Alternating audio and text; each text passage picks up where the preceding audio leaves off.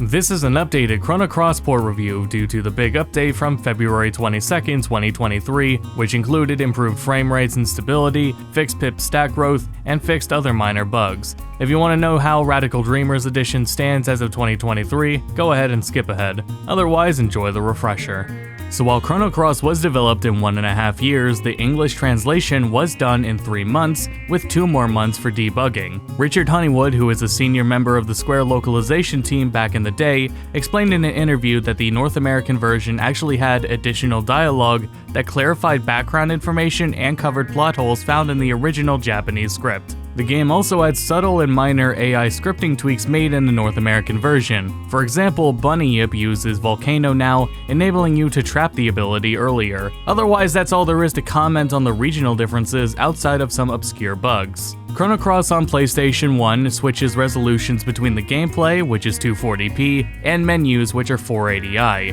and has seriously varying frame rate targets ranging from 10, 15, 20, 30, and up to 60, depending on what's going on. FMVs are 50, field and battle are generally 30, and menus and transitions are generally 60. Stable isn't the right word to describe the game's performance, but it does hard target a frame rate, and if it can't hit it, it will immediately drop to whatever FPS it can handle. Dithering is used to convey the illusion of more colors despite the compression necessary for the hardware, but overall the game holds up visually if viewed on a CRT or perhaps through the right shader on a modern display. The most significant glitch in Chrono Cross, found in every version of the PS1 version, including Japanese and English, which I know because I tested them, that'd be relevant to the casual player, involves Pip. Pip is unique in that he can evolve mid-battle depending on the elements used throughout battles. Pip's form outside of the appearance is stored in RAM, but it is not stored in your save file, so if you turn the console off, you'll be left with base Pip's element grid growth, which stops growing after star level 27, and base Pip stack growth. There's a few clunky solutions to this. Number 1, never turn the console off after evolving Pip. Number 2, keep a save before Pip evolves, load it, and evolve him so that the RAM state knows he's evolved, then load your normal save. Or 3, download a fan patch. There's a quirk in the battle system where if you buffer 2 attacks really fast, you can get more attacks in than you're supposed to. You can also rig the roulette in the casino by pausing the game, and there's a late game accessory for Viper that you can pick up repeatedly and then sell off to make as much money as you want. I believe that's as notable as it gets. Now, if you've got a Vita, PSP, or PS2 with fast disk read, you'll have about 1 second faster of load times. The one caveat to this is that the credits FMV visually screws up at the end of the game. Your other option, of course, is fan emulation, where the major appeal may either be 60 FPS or AI upscaled backgrounds. The game emulates just fine in its vanilla state, but if you want 60 FPS, you have to overclock the CPU in the settings of either DuckStation or the Beetle HW core in RetroArch. There's a number of caveats with overclocking, and I'm not sure if that experience is optimized or polished enough for me to totally recommend.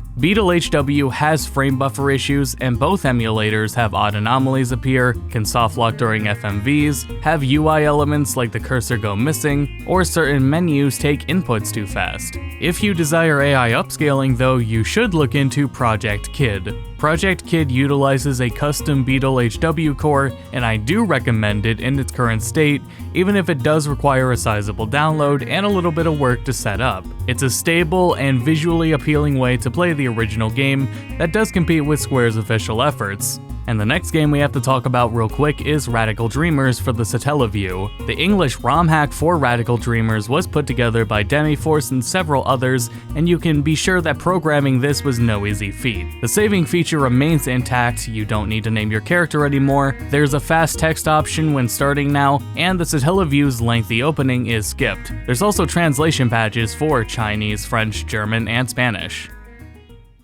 Chrono Cross Radical Dreamers Edition producer Koichiro Sakamoto shared in an interview that yes, data from the original game was lost and had to be reverse engineered. Additionally, the original game's producer, Hiromichi Tanaka, explained that the data was once backed up but lost over time. Moreover, Chrono Cross did not have a PC version to fall back on. So, rather than porting the game into Unity like Final Fantasy IX or various other Square remasters, this remaster is actually working off of emulation and had development assistance from D4, who have worked on a few emulators for the Wii. The game even still uses MCR files for saving, which saved me a lot of time making this video. The script was lightly revised with minor changes and consistency checks regarding names and terms. Moreover, the Japanese version received the same revisions, along with updates for info added to the original English version. Also, there is a little bit of a secret ending if you finish both Radical Dreamers and Chrono Cross. It's spoilers though, so be careful googling it.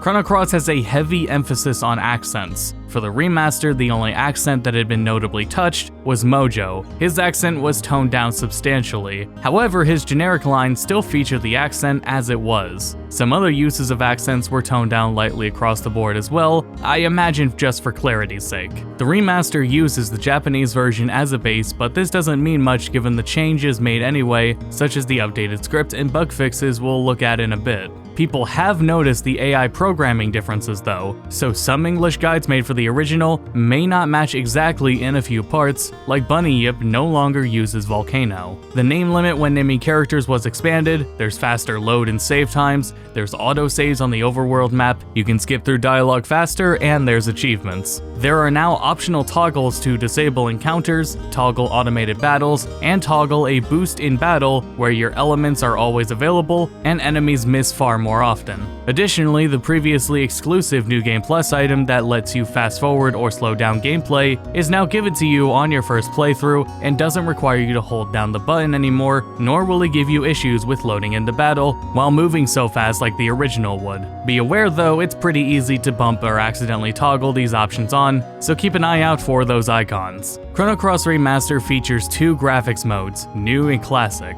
The new graphic style has revamped models and textures for in combat and in the field, AI upscaled backgrounds, new character portraits, and a cleaner font. The AI upscaled backgrounds had manual touch-ups done to them as well. The results of the backgrounds are lacking but serviceable. Their goal was to mask the compression and dithering of them, and it's a step in the right direction compared to, say, Final Fantasy VII or Final Fantasy IX. Though I believe Square has done better with AI upscaling and manual touch-ups in their other recent games like Legend of Mana or Saga Frontier, so I was expecting more. Moreover, the AI upscaled backgrounds from Project Kid are also available for the PC version, which are a bit sharper. There's also an FMV AI upscale mod and PS1 font mod as well.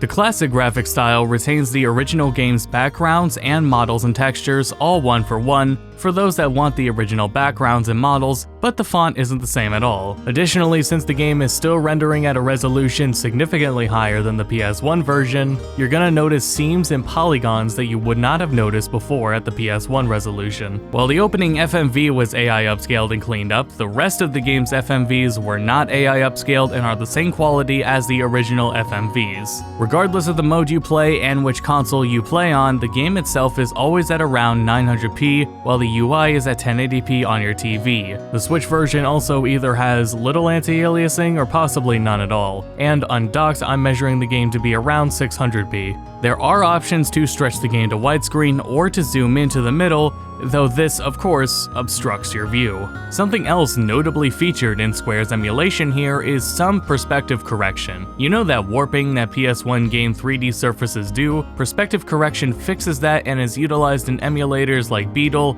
and especially DuckStation. Square's implementation gets the job done for larger surfaces like in battle, though it gets a little caught up on character models in the field. And then there's the frame rate. Thanks to an update, Chrono Cross Radical Dreamers Edition goes up to 30 in the field and 60 in battles and menus. Now on PC, Xbox Series, PS5, and PS4 Pro, and Steam Deck, it will rarely drop from those targets. However, as the hardware gets weaker, the more the game struggles to hit 60, and even in certain specific conditions, it'll dip below 30 on Switch, both docked and undocked. This is, by all means, still outperforming the original game, and subsequently leaps and bounds better than the launch version of the remaster, with none of the worst performing spots causing any issues anymore. The Japanese patch notes also highlight that the final battle in the game is locked to 30 on Switch.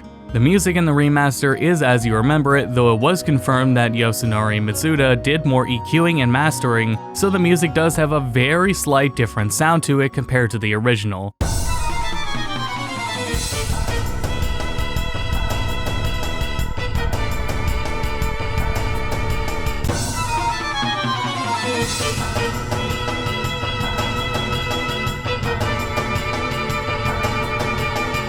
Meanwhile, the launcher for the game features new rearranged music, though the launcher is the only place where you'll hear the music. Everybody's favorite Pip now works as fully intended. Upon changing forms, Pip's grid growth and stack growth will be altered, and turning the console off or closing the game will not disrupt him. You also can't get infinite money utilizing Viper anymore, so the two most well-known glitches have been fixed. You can't skip enemy turns if you buffer two attacks really fast anymore, and the roulette in the casino can't be paused in the same manner. You can still pause it on PC at least using the escape key, and maybe on console you can use your home button, at least on Switch, but that's about all you get. You also used to be able to access the Hydra Marshes early in New Game Plus, but this was patch 2. And now to end the video, we'll check in on the Radical Dreamers remaster. Radical Dreamers also has differences between the chosen graphics modes. The classic style uses the original game's illustrations, but the font has some jagged look to it like the Chrono Cross's classic style does. The new style has a cleaner serif font fitting the text adventure nature, but the illustrations have this bilinear filtering look to them. There's an auto text option now, though depending on how fast of a reader you are, you might not be waiting on it to advance. There's no Satella view opening of course either, but you do get to name your character. There's no text speed options either, but the default text speed is significantly faster than it used to be anyway. And it should go without saying that the prior localization effort from Demiforce and his team was nothing short of impressive, but this is by all means the official localization and translation of the material.